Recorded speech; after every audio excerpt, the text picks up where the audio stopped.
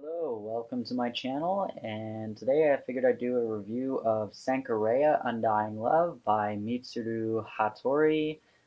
This is an 11-volume series. It does have an anime, which is 12 episodes long, and I found out when I started reading this that the anime only covers the first 2 volumes.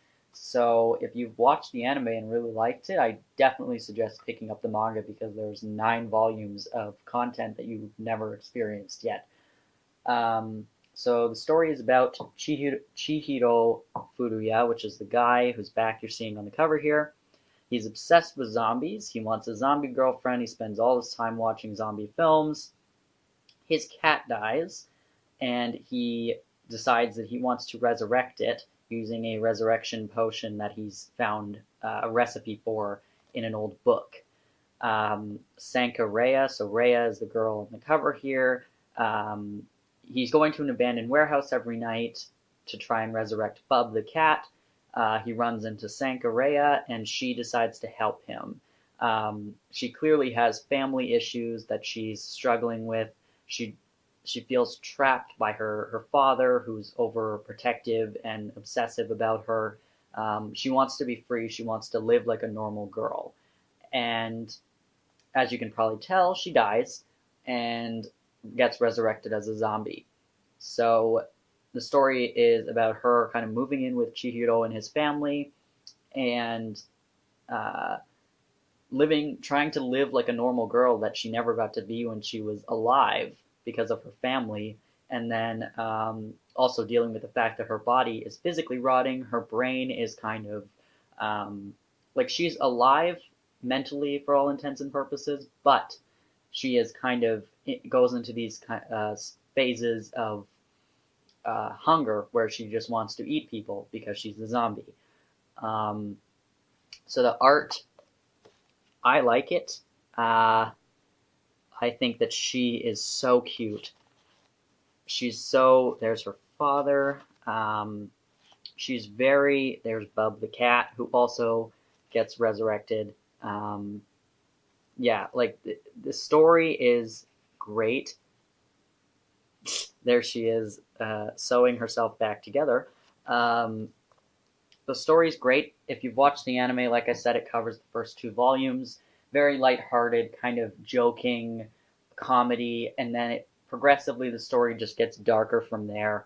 The anime doesn't really get dark much at all, but as you can tell by the covers, like it gets to the point where she's like eating him and everything. So yeah, the beginning of the story is very lighthearted, comical, and whatever, um, and fun. And then it kind of decides to take a more serious turn. And the author says, I think in the very final volume, at the end, he writes, there's a note that says like I didn't expect the series to go in this direction. He wasn't planning on making it this long of a series and then also this dark.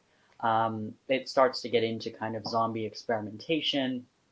They go to a research lab facility thing, and it gets into, you know, is she alive or not? How long should she be allowed to stay in this world? Should she pass on?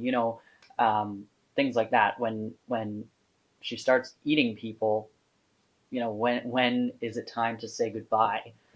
Um, yeah, it keeps the comedy all the way through. It just decides to get a plot that is kind of heavy at some point. There is another character in that's introduced right at the end of volume 2, but comes in basically volume 3. This is her here. I think her name is Daria. Um, there's Rhea again, who's adorable. There's Mero, the younger sister of Furuya. And let me see if I can find Daria here. Well, there's Daria with a funny face. Oh, there she is. His grandfather is hysterically funny. His dad's kind of a side character. I really love the art, like the chapter, um, the beginnings of chapters. The art is always really cool. The cover art's great. Yeah, like this.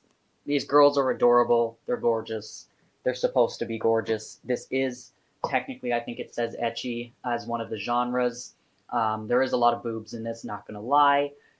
Um, a lot of naked showering scenes and whatever. It is fan service, and you could probably tell based on like the covers of some of them. She's pretty much naked a lot.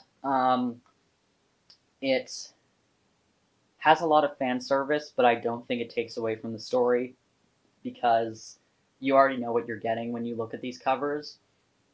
What you're seeing here is what you're getting. You're getting comedy here with her arm falling off, and she's like, "Oh, look at that." You're getting, dark. She's eating him. You're getting um, lots of fan service. I think that in a series like this, the fan service doesn't take anything or add anything to the story, really. Um, in a way that, like, yes, you can tell it's fan service for the sake of it, but it doesn't take away at all. So you're not going to be annoyed reading this that, like, oh, more boobs. Like, no, it's just whatever. They're in the shower again. Um, but the girls are adorable. So if you like fan service, this is a good one for you because these girls are really cute.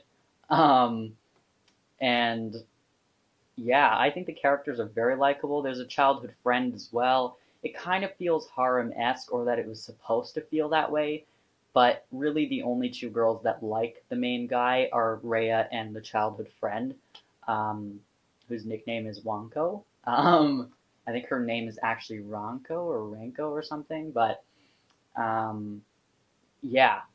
So it's pretty good. She's really cute, Rhea.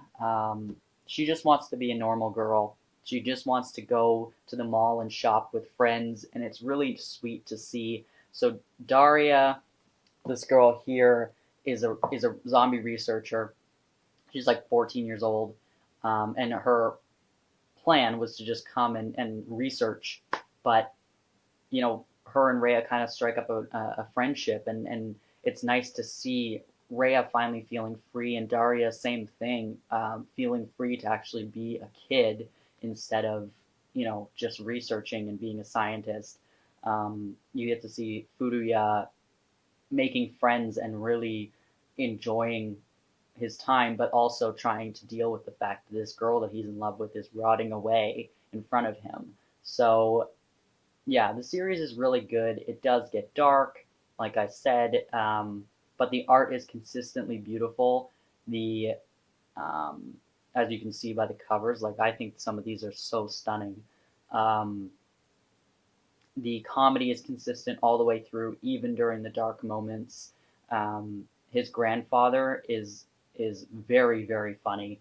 Um, yeah, it's just an all around great series. The romance is wonderful. It's not overpowering, so you wouldn't say, Sankarea is a romance story, but it has enough romance to call it a romance, not just that it's been hinting at it.